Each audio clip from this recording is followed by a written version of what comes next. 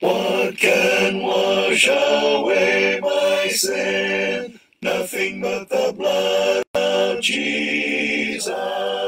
What can make me whole again? Nothing but the blood of Jesus. Oh, precious is the flow that makes me white as snow. No other fount I know, nothing but the blood of Jesus.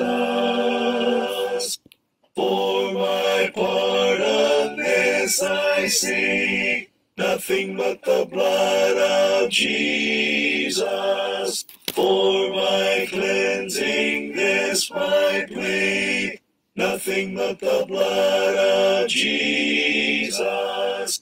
Oh, precious is the flow that makes me white as snow. No other fount I know, nothing but the blood of Jesus.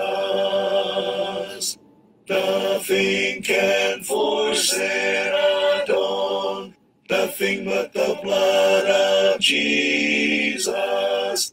All the good that I have done, nothing but the blood of Jesus. Oh, precious is the flow that makes me white as snow. No other fount I know, nothing but the blood of Jesus.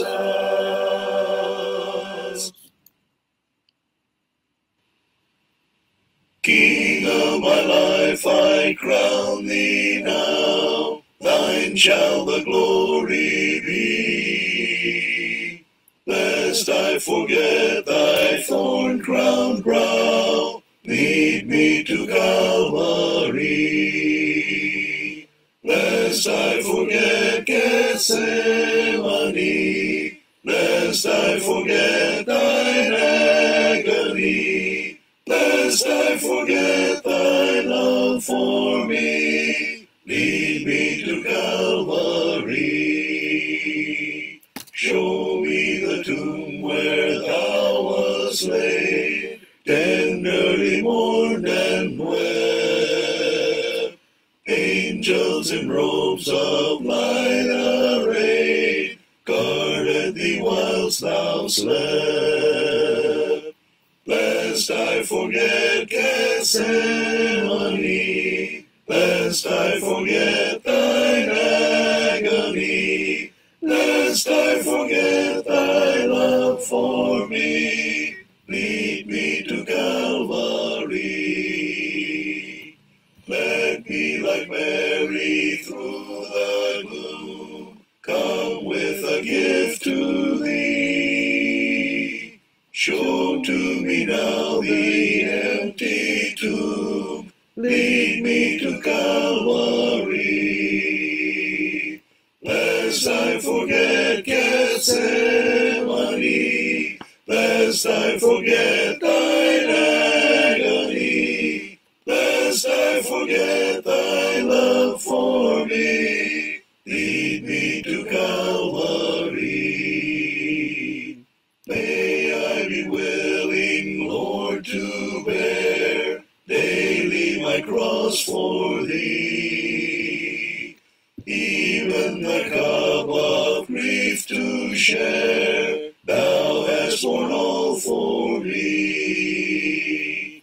Lest I forget Gethsemane,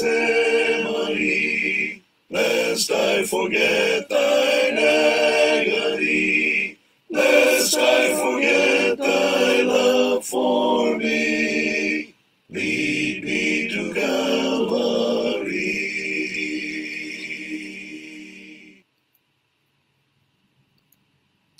Magandang gabi mga kapatid.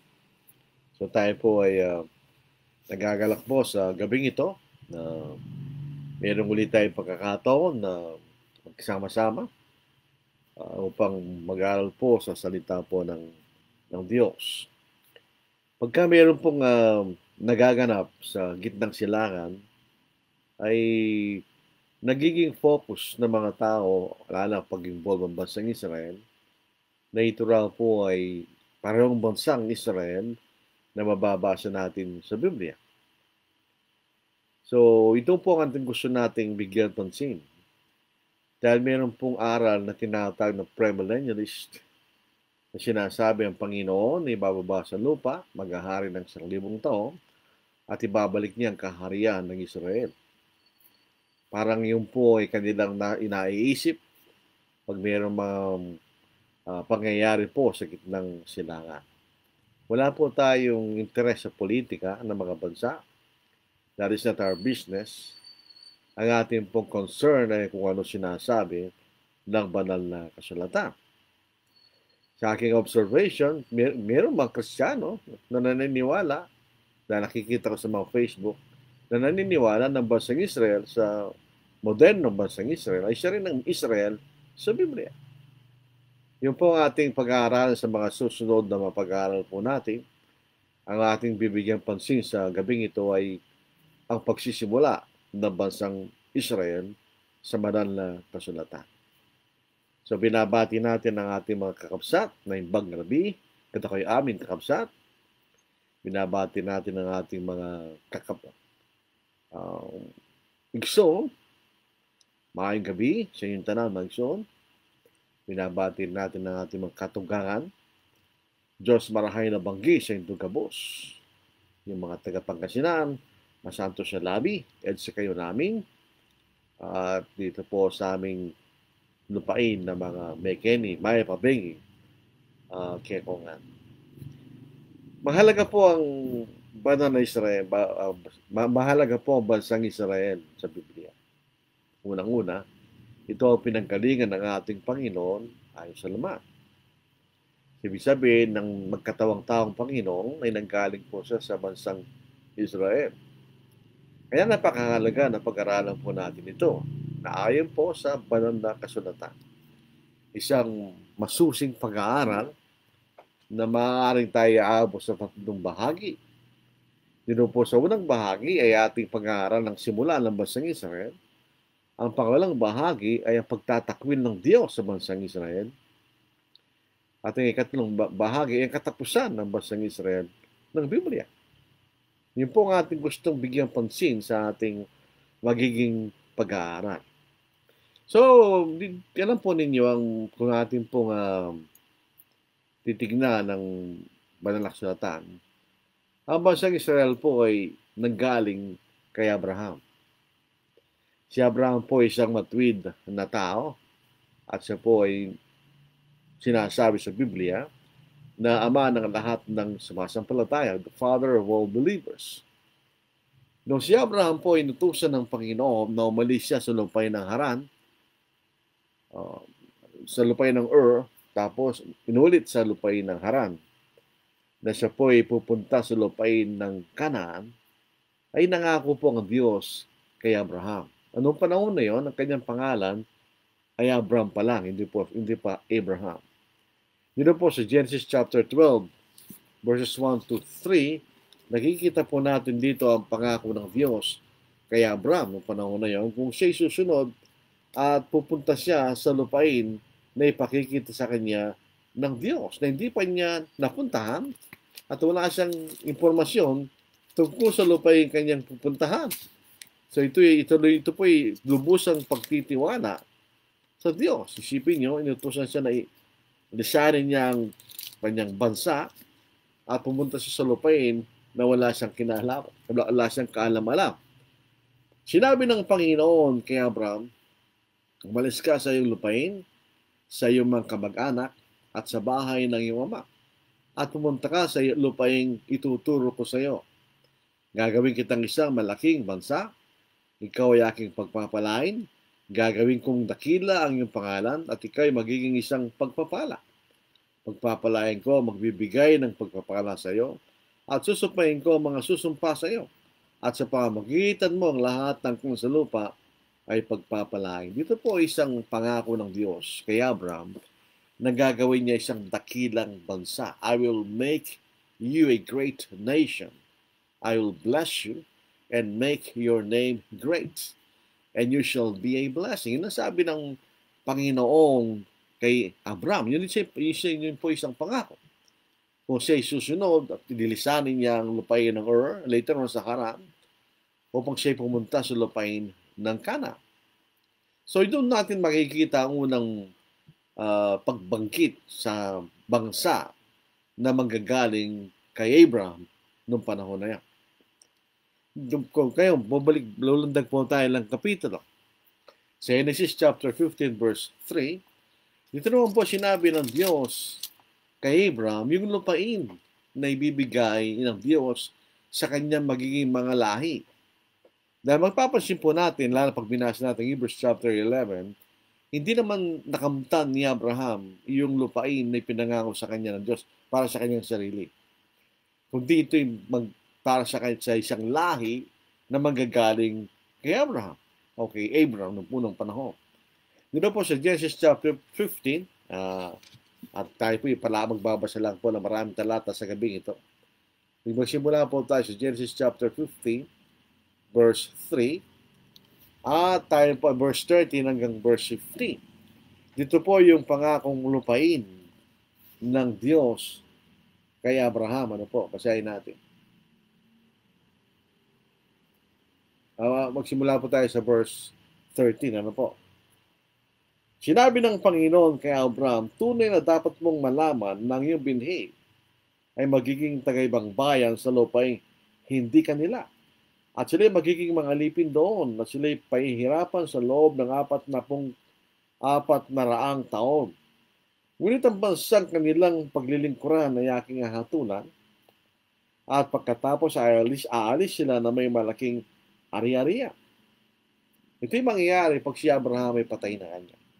Subalit ikaw ay payapang tutungo sa iyong mga ninuno at ikaw ay may lilibing sa panahong lubos ng iyong katandahan. So ito po ay hindi mangyayari sa kanyang panahon, kundi sa kanyang mga saling lahi, sa kanyang mga lahing susunod pagkatapos niya. Pagkatapos na siya ay matagal nang namatay at nailibing. Yun ang sabi ng Diyos sa kanya. So yung kanyang mga lahi ay magiging alipin sa isang lupain na hindi kanila.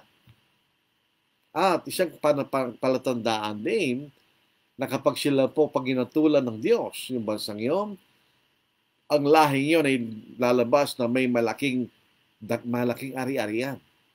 Yun ang sinabi at pinangako ng Diyos kay Abraham daang taon bago pa nangyari yung pinangako ng Diyos. So tingnan po ninyo, sila'y maging alipin sa loob ng 4 taon sa lupain na hindi kanila at sila'y maging alipin doon. At eventually, sila'y palalayain ng Diyos at lalabas sila na may dakilang ari-arian kanya. Doon po sa 18 talata, sinabi rin din po rito yung lupain na ibibigay sa lahing yun na nanggaling kay Abraham o kay Abraham. Nang araw na yon, ang Panginoon ay nakipagkatipan kay Abraham. Ito po isang interesting na pag-aaral kung gusto nyo gawin. Kapag ang Diyos ay nakikipagkatipan, ang ginagamit niyang pangalan ni YHWH na sinasabi po sa Tagalog na Panginoon na puro capital, sa King James at New King James, LORD capital. Yung pong LORD na normal, yung po ay Adonai. Pero yung LORD all capitals, yung po YHWH. Na ang ibig sabihin, ako ay palaging umiira. So pag nagkikipagkatipan ng Diyos, sinasabi niya, ako na palaging umiiral kanya. Minsan, gagawin ko kanyang ipinangako ko sa inyo dahil ako'y palagi nandito kanya. Ang mga tao, pag sila nakikipagkaroon ng kasunduan, minsan hindi nangyayari yan dahil namamatay sila. Kaya nga po pag kayo may utang, at meron kang kasunduan sa isang nagpautang na kumpanya sa iyo, at kayo namatay, wala ka nang babayaran dahil patay ka na.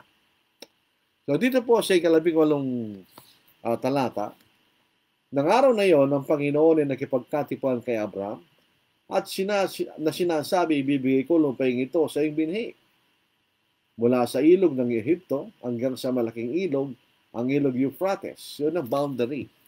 Yung pong River of Egypt, yan ang boundary ng Sinai at ng Canaan. At yung Euphrates River, yun po ang ganan sa Iraq o Mesopotamia noong panahon na yun. At binanggit dito ang mga tao na nakatira doon.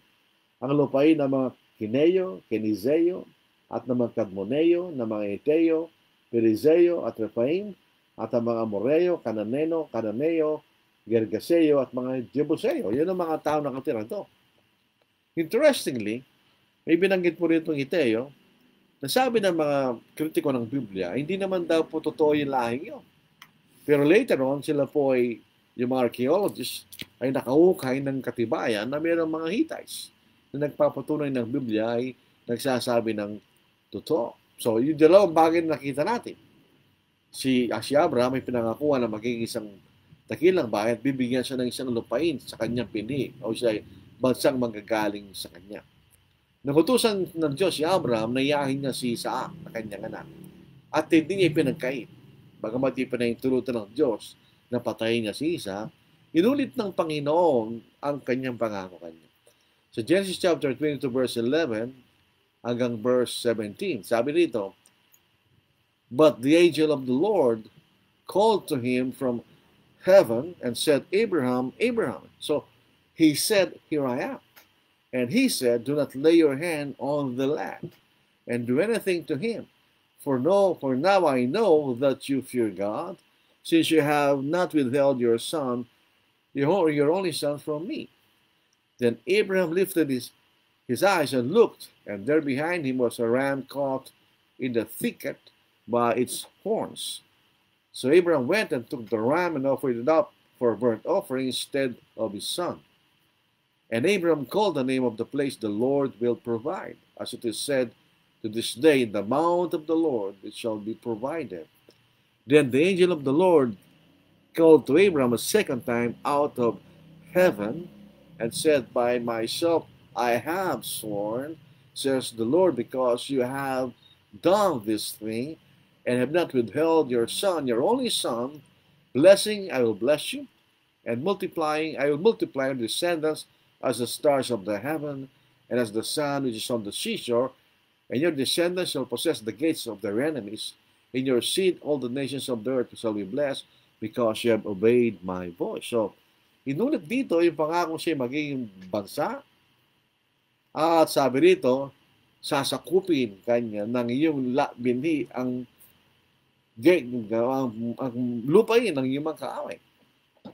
So, ibig sabihin, para palalayasin nila yung mga nakatira, doon sa lupain na pinangako sa kanila. So, yung binhi na yon, dito, tinutukoy na binhi ay ang kanyang bansang Israel. Ay, dalawang binhi. Yung physical na binhi, ang bansang Israel. At yung espiritu na binhi, ang ating Panginoon. Ito yung magagaling sa pamagitan ni Isaac. Naalala po natin, si Abraham nagkaroon ng anak kay si Ishmael, kay Hagar. Sabi ng Diyos, hindi yun na yung magiging, hindi yan ang binipinangakuan, kundi si Isaac kanya. Sa Genesis chapter 21 verse 12, at sinabi niya, dito po sa, Do not let it be displeasing in your sight because of the lad, because of your bondwoman. Whatever Sarah said to you, listen to her voice. For in Isaac your seed shall be called. Kanya. Dala po yun, yung binhing bansa, galing kay Isaac, at ang ating Panginoon, galing din sa bansang yun. So ito yung galing kay Isaac. Yung mga pangako ng Diyos kay Abraham, ito inulit kay Isaac. Ito inulit kay Jacob. Tingnan po natin sa, mas maganda, basahin natin sa ating wika. Ano po? Genesis chapter 26, verse 1 hanggang verse 5, ito ang ating mababasa. Nagkaroon ng taggutom sa lupain. Bukod sa unang taggutom na nangyari ng mga araw ni Abraham, pumunta si Isaac kay Abimelech, na hari ng mga Filisteo sa Gerar. At nagpakitang Panginoon kay Isaac at sinabi, Huwag kang bumaba sa Egypto, manatili ka sa lupaing aking sasabihin sa iyo. Manatili ka sa lupaing ito, at sasamahan kita, at ikaw ay aking pagpapalain, sapagkat sa iyo at sa iyong binhi ay bibigay ko ang lahat ng lupaing ito at tutuparin ko aking pinangako kay Abraham na iyong ama. Pararamihin ko iyong binhi na gaya ng bituin sa langit at ibibigay ko sa iyong binhi ang lahat ng lupaing ito at pagpapalain ng lahat ng bansa sa lupa sa pamagitan ng iyong binhi. Sapagkat pinakinggan ni Abraham ang aking tinig at sinunod ang aking tagubilin, ang aking mga utos, ang aking mga batas, at ang aking mga kautusan. So inulit po yung mga pangako yun kay Isaac. Although katulad ni Abraham, si Isaac, hindi rin po natupad sa kanya yung mga pangako niya, kundi sa lahi na manggagaling kay Isaac na nanggaling kay Abraham. Ito po yung naulit kay Jacob. So ang anak po ni Isaac ay si Jacob. Sa Genesis chapter 28, basahin po natin. Magsimula tayo sa verse 1 hanggang verse 4. Dito po, basahin natin. At tinawag ni Isaac si Jacob na siya'y binasbasan at pinagbilinan at sinabi sa kanya, huwag kang mag-aasawa sa mga anak ng Kanaan. Tumindig ka at pumunta ka sa Padamaram, sa bahay ni Bethuel, na ama ng iyong ina, mag-asawa ka roon mula sa mga anak ni Laban na kapatid na lalaki ng iyong ina. Ganyan. Nakikita natin. At naipagpalain ka ng Diyos na makapangyarihan sa lahat, at ikaw'y pasasaganain, pararamihin upang ikaw ay maging isang malaking bansa. Naibigay niya sa iyo ang pagpapapala ni Abraham, sa iyo at sa lahat ng ibinhi, upang ariin mo ang lupaing iyong pinaglalakbayan ay binigay ng Diyos kay Abraham. At pinaghayo ni Isaac si Jacob at pumunta siya sa Padam-aram kay Laban ang anak ni Petuel at na Arameo, na kapatid ni Rebecca na ina ni Jacob at ni Esau. So ito'y kamag-anak ng kanyang ina. Ito'y Padam-aram, ito po yung dating Haran. Ano po? So dito, masabi rito, may God Almighty bless you and make you fruitful and multiply you, that you may be an assembly of peoples, and give you the blessing of Abraham to you and your descendants with you, that you may inherit the land in which you are a stranger, which God gave to Abraham. So inulit din kay Jacob yung pangako na binigay ng Diyos kay Abraham. So si Jacob, si Isaac, si Abraham, o Abraham, si Isaac, and then kay Jacob. Makikita natin si Jacob po ay binayaan 12 anak. 2 anak kay Rachel, at meron siyang naging anak kay Leah, at meron naging anak kay Bilha na alipin ni Rachel, at kay Silpa na alipin ni Leah. Dito po sa Genesis chapter 35, verse 23. Now the sons of Jacob were 12. Actually, 13 yan. Kaya lang, yung isa ay babae. Yung po mga anak na babae, hindi sila sinasama sa lahi ng kanilang mga magulang dahil susunod sila sa lahi ng kanilang mapapangasawa. Now the sons of Jacob were 12. The sons of Leah were Reuben, Jacob's firstborn, and Simeon, Levi, Judah, Issachar, and Zebulun. So ilan po yun? 1, 2, 3, 4, 5, 6. Kalahati, ano po? And the sons of Rachel were Joseph and Benjamin. The sons of Bilhah, Rachel's maidservant, were Dan and Naphtali. And the sons of Zilpah, Leah's maidservant, were Gad and Asher. These were the sons of Jacob who were born to him in Padan Aram. So in other words, ito yung naging 12 anak ni Jacob. Ito rin ang naging pinanggalingan ng bansang Israel. Kaya 12 angkan ng Israel. Ito yung nanggaling sa 12 anak na lalaki ni Jacob. Ano po? At ang pangalan po ni Jacob ay pinalitan sa Israel. So, ang kanyang pangalang Israel ay masama, ay Jacob ay masama. Supplanter kanya. So, supplanter, ikaw ay parang kinukuha mo hindi sa'yo. Supplanter kanya. Nung ipinanganak po si Jacob at si Esau, unang lumabas si Esau, pero parang hinawakan pa yung paa ng kanyang kapatid, kahit tinawag siyang Jacob. Kanya. Pero pinalitan ng Diyos ang kanyang pangalan ng naging Israel.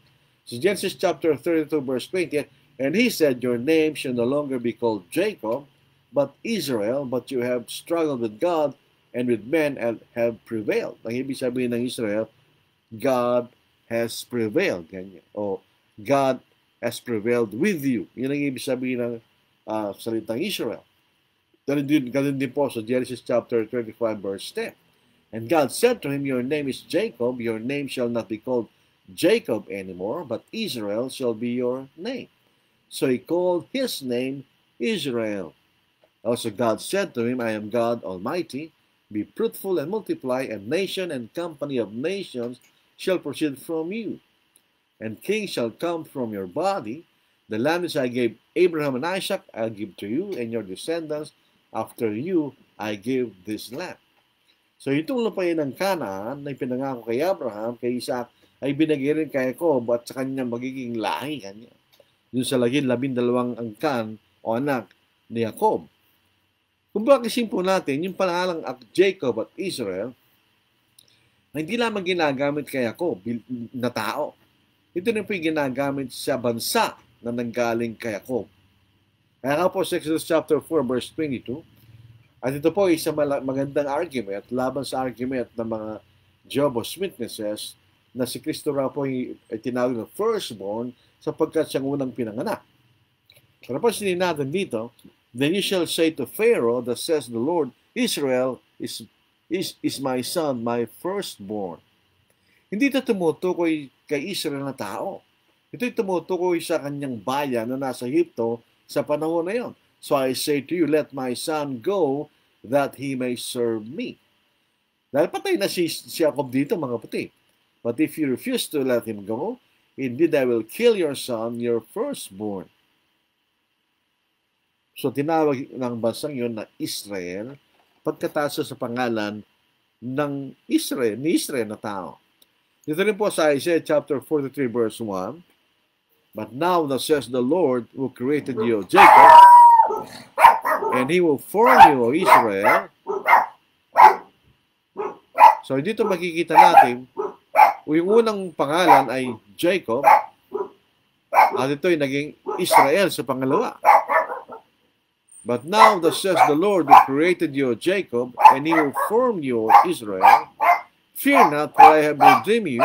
I have called you by your name, you are mine. So dito, ang bansa ay tinatawag na Jacob, at tinatawag rin po na Israel. Balik po tayo, kapatid. So rito, yung bansa ay tinawag na Israel, pero tinawag din sa Jacob kanya. At sinasabi rito, ang Diyos ang gumawa sa kanya. And He will form you, O Israel. So yung bansang Israel ang binabanggit dito.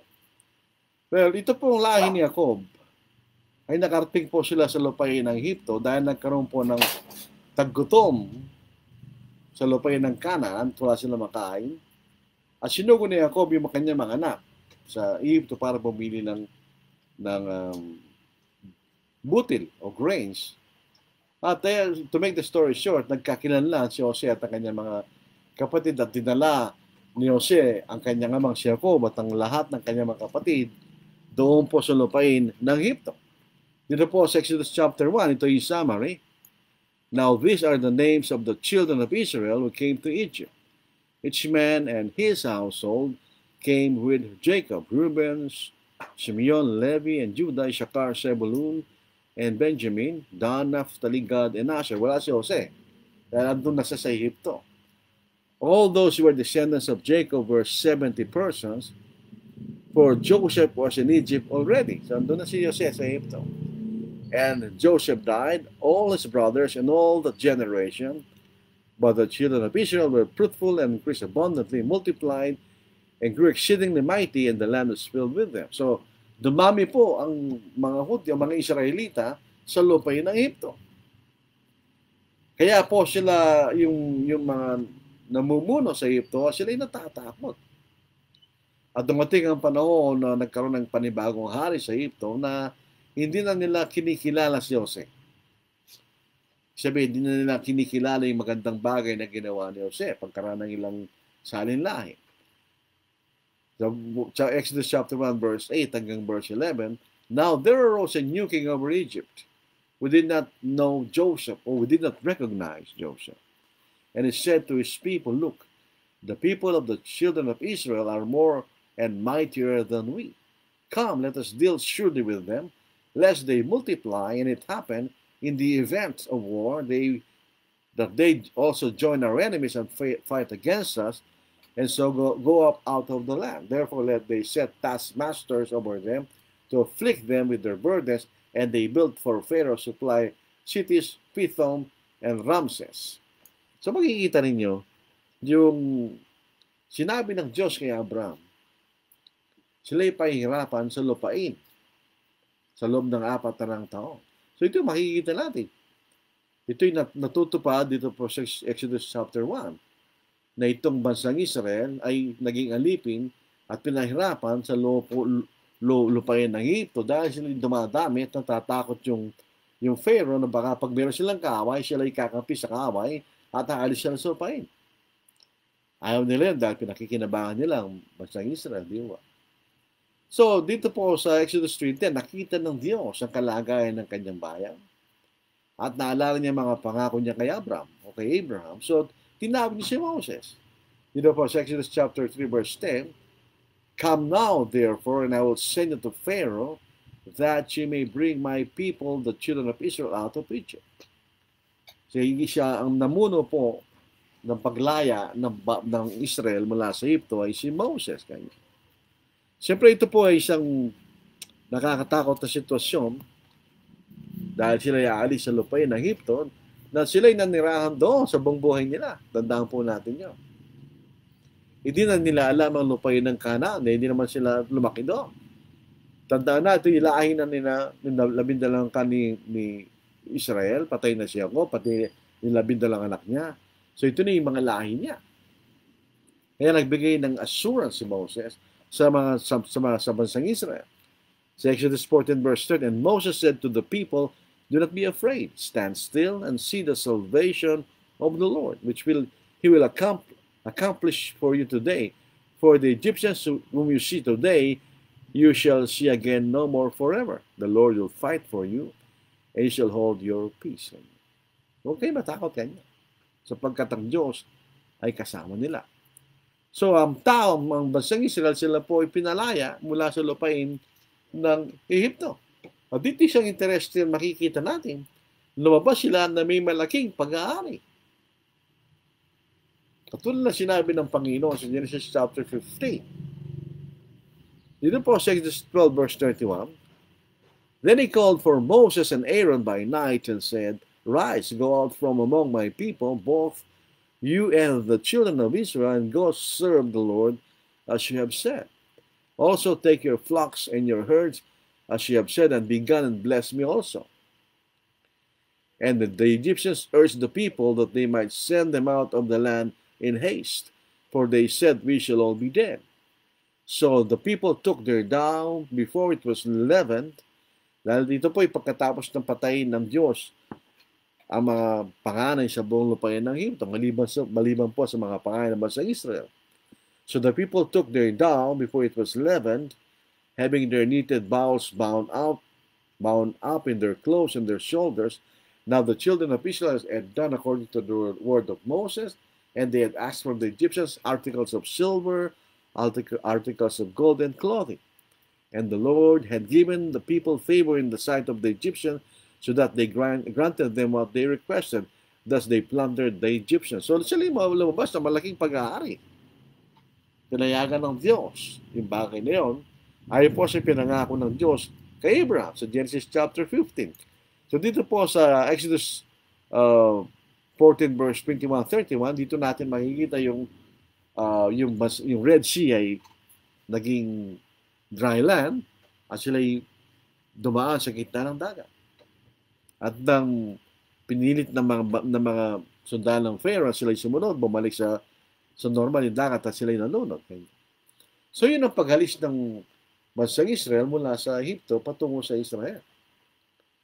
Ngayon, isang makikita natin kasaysayan po rito, bakit sila nagpalibot-libot sa loob ng 40 taon sa Iraq?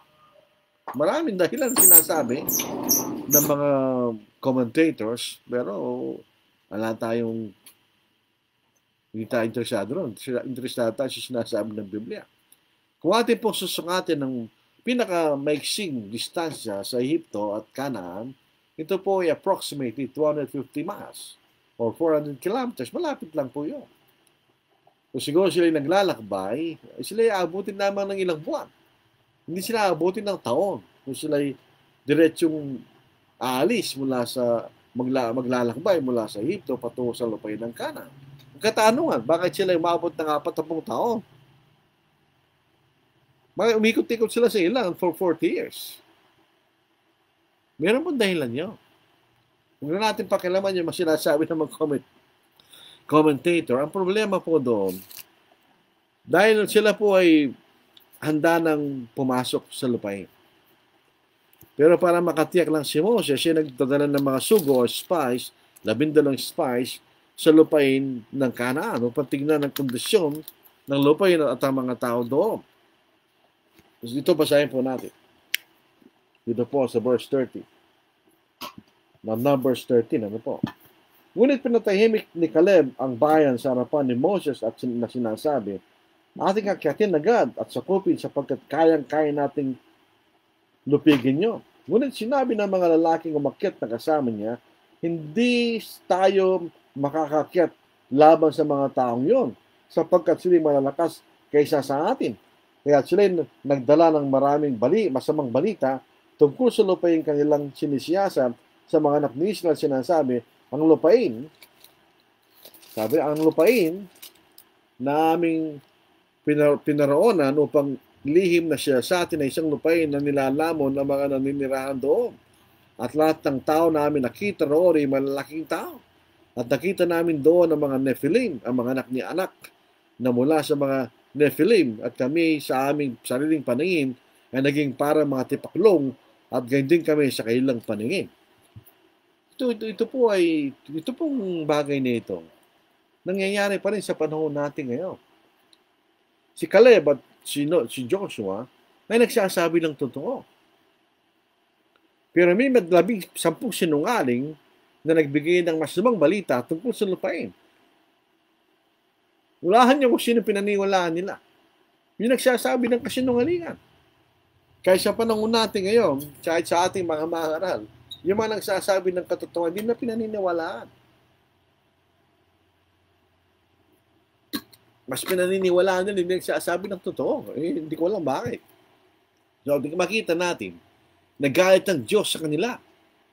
Dahil ayaw nilang pumasok sa lupain na ipinangako ng Diyos sa kanila, na handang-handa na sila na sakupin yung lupain na yun.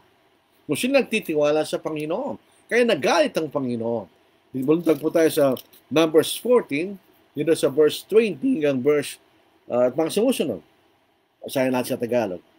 At sinabi ng Panginoon, ako'y nagpatawad ayon sa iyong salita. Gayunman, na kung paano ako'y buhay, at kung paanong mapupuno ng kalalatian ng Panginoon ng buong lupa.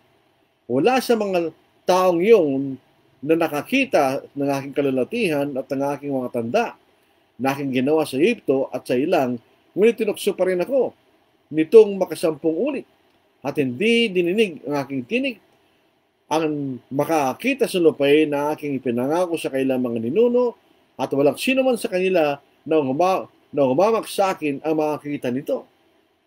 Ngunit ang aking lingkod na si Caleb sapagkat siya nagtaglay ng ibang espiritu at sumunod ng lubos sa akin ay dadaling ko sa lupain ng kanyang pinaroonan at ariin ng kanyang mga ibini.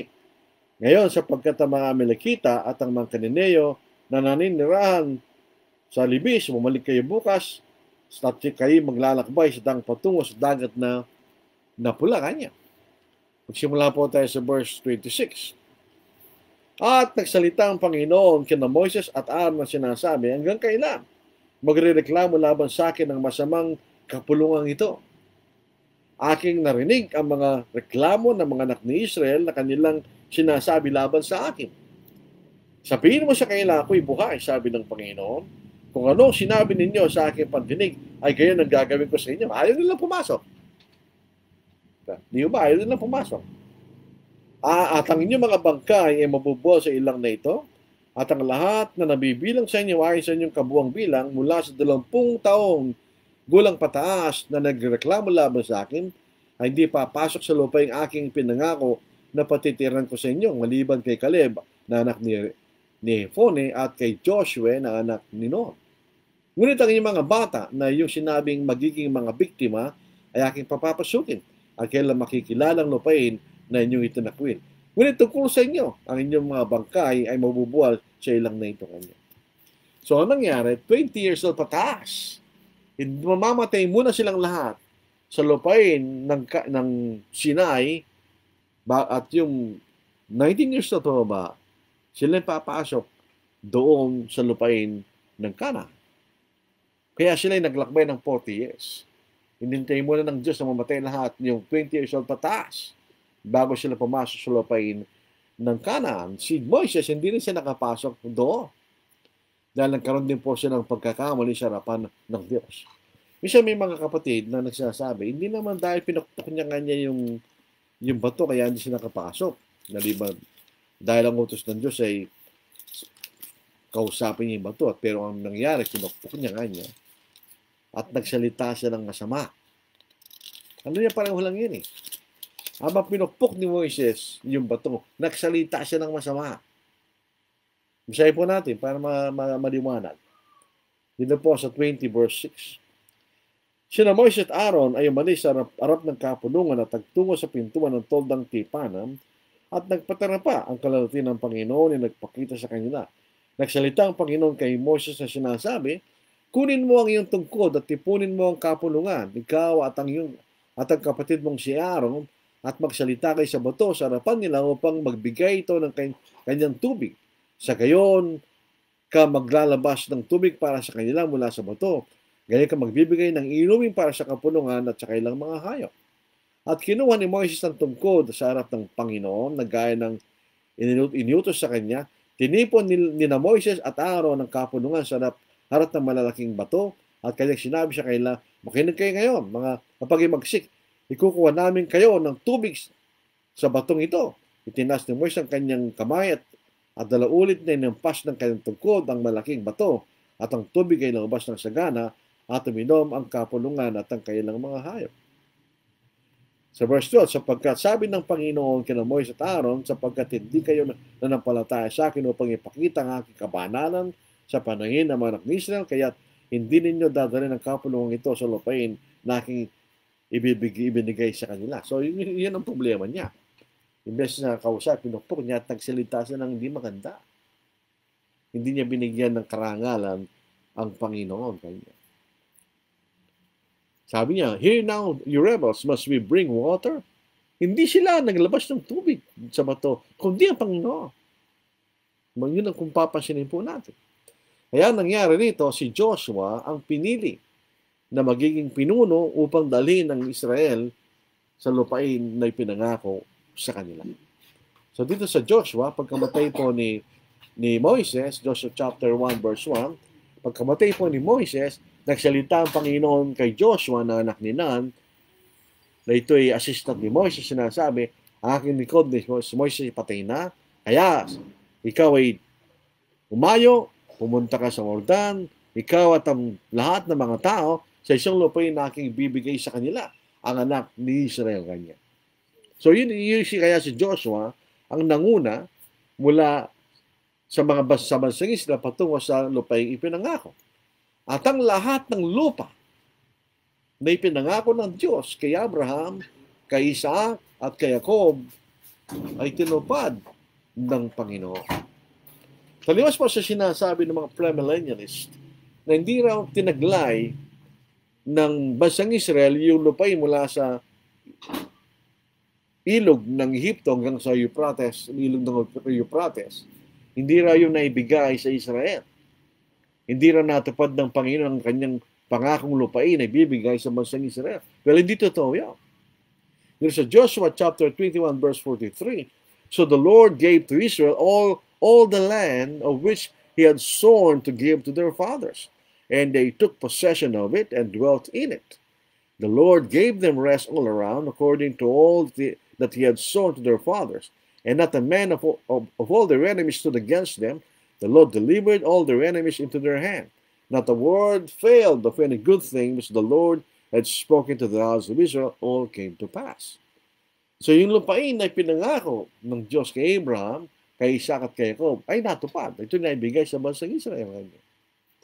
At dito rin po sa Joshua chapter 23, verse 14, nung mamamatay na po si Joshua, "Behold, this day I am going the way of all the earth." Ito yung nangyayari sa atang tao. "And you know in all your hearts and in all your souls that not one thing has failed of all the good things which the Lord your God spoke concerning you. All have come to pass for you. Not one word of them has failed." So lahat po ng pinangako ng Diyos na ibibigay niya sa bansang Israel ay tinupad ng Diyos. Kaya na pero sila'y kinakailangan maging tapat. Verse 16, "When you have transgressed the covenant of the Lord your God, which he commanded you, and have gone and served other gods, and bowed down to them, then the anger of the Lord will burn against you, and you shall perish quickly from the good land which he has given you." Kaya later on, nung sila po sumamba sa mga Diyos-Diyosan, sila po naging alipin sa ibang lupain, specifically sa lupain ng Babylon. So hindi makikita natin na ibigay ang lupain. Dito po sa 1 Kings, bilang katunayan, so Solomon reigned over all the kingdoms from the river of Egypt, to the land of the Philistines, as far as the border of Egypt. Yung pong river, Euphrates River, as far as the border of Egypt, yun ang river of Egypt. They brought tribute and served Solomon all the days of his life. So ibinigay yung lupain sa kanila, di ba? So paano sasabihin na di tinapad ng Diyos ang pangako niya? So sa ating pag-aasa gabing ito, tinupad ng Diyos ang pangako niya. Number one, tulad ng sinabi niya kay Abraham, sila'y magiging alipin sa lupain na hindi kanila. At sila'y pahihirapan doon sa loob ng 4 taon. At pagkatapos sa atulan niya kanya, yung bansang yun, at sila'y lalabas na yung may laking ari-arian. Hindi ba nangyari yun? Sila'y lumabas na may laking ari-arian na ibinigay sa kanilang Diyos mula sa mga taga-Hipto.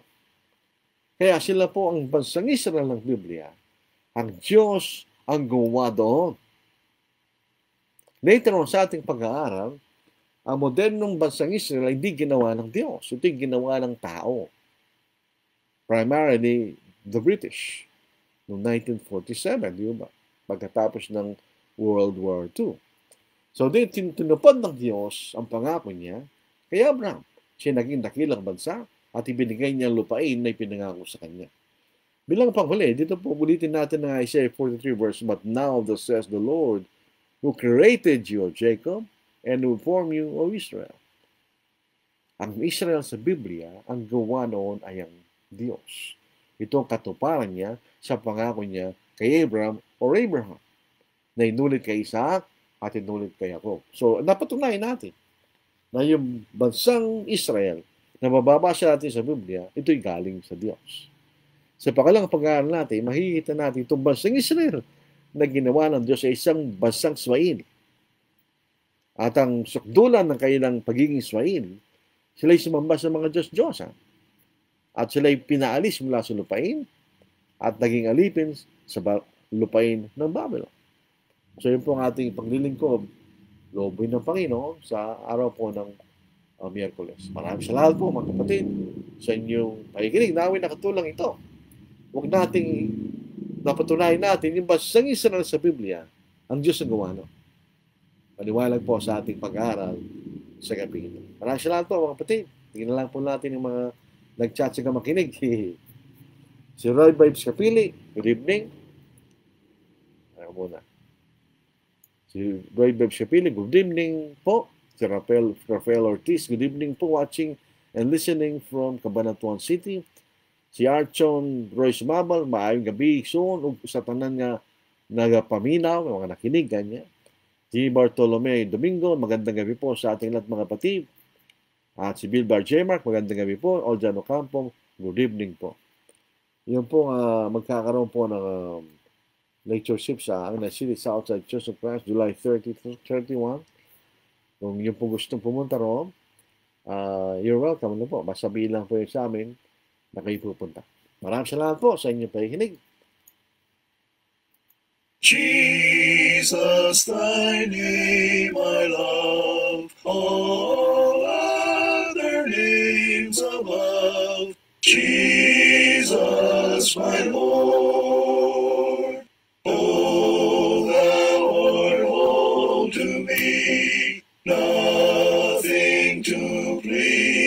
see, nothing apart from thee. Jesus, my Lord, thou blessed Son of God, hast bought me with thy blood. Jesus, my Lord, how mighty is thy love, all other loves above, love that I daily prove. Jesus, my Lord, soon thou wilt come again, I shall be happy then.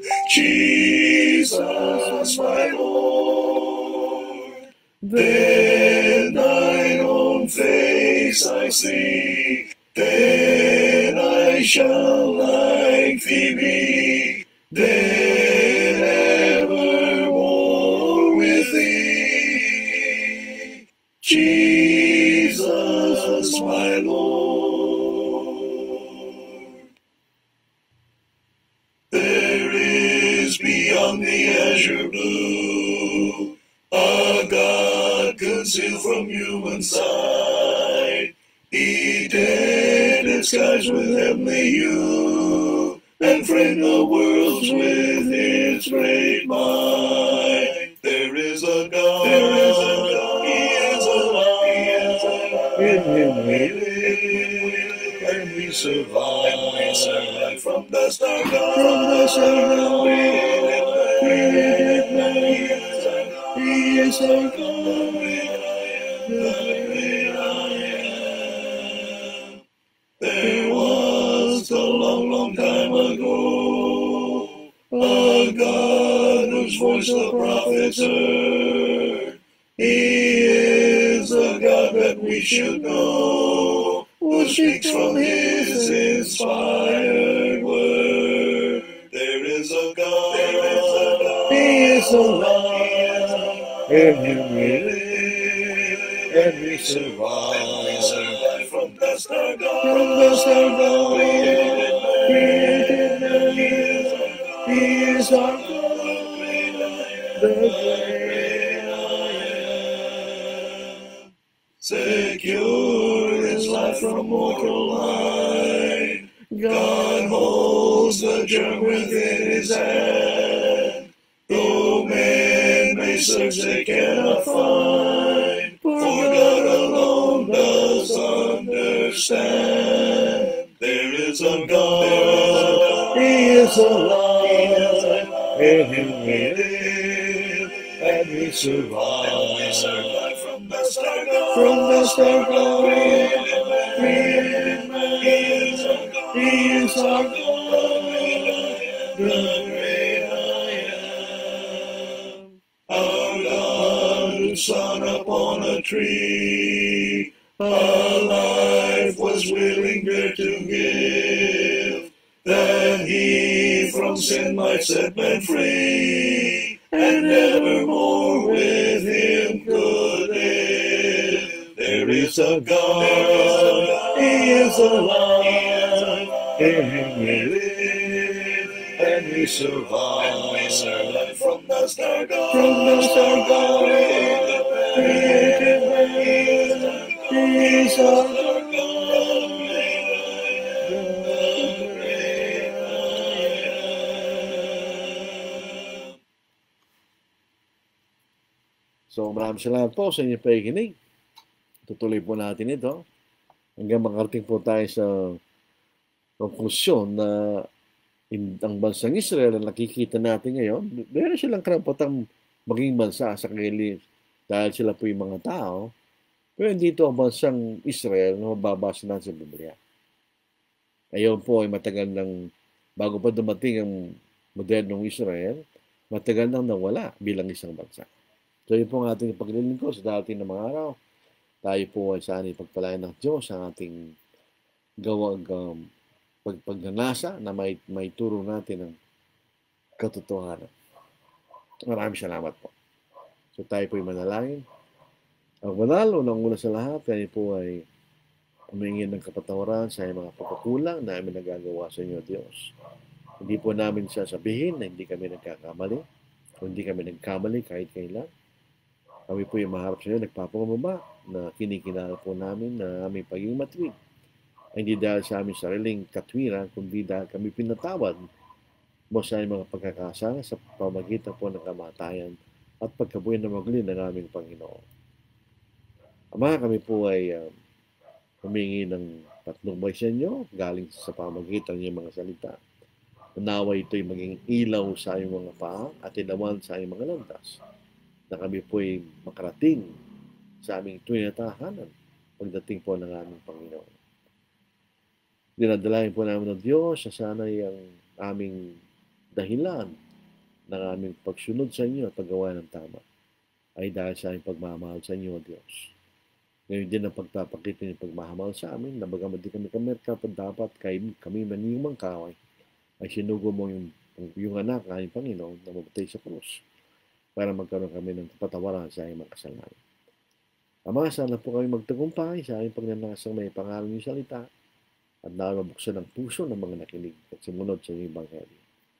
Idinadalayan namin ang lahat ng mga mangaral na nagnangaral ng katotohanan na sana po sila'y pagpalaan ninyo sa kailang gawain. At ang lahat ng mga ito ang dinadalayan sa pangalan ng Kristo na yung Panginoon. Amen. Maraming salamat po mga kapatid. Tayo po magkaroon ng magandang pahinga sa gabi ito at tayo po mag-ingat. God bless.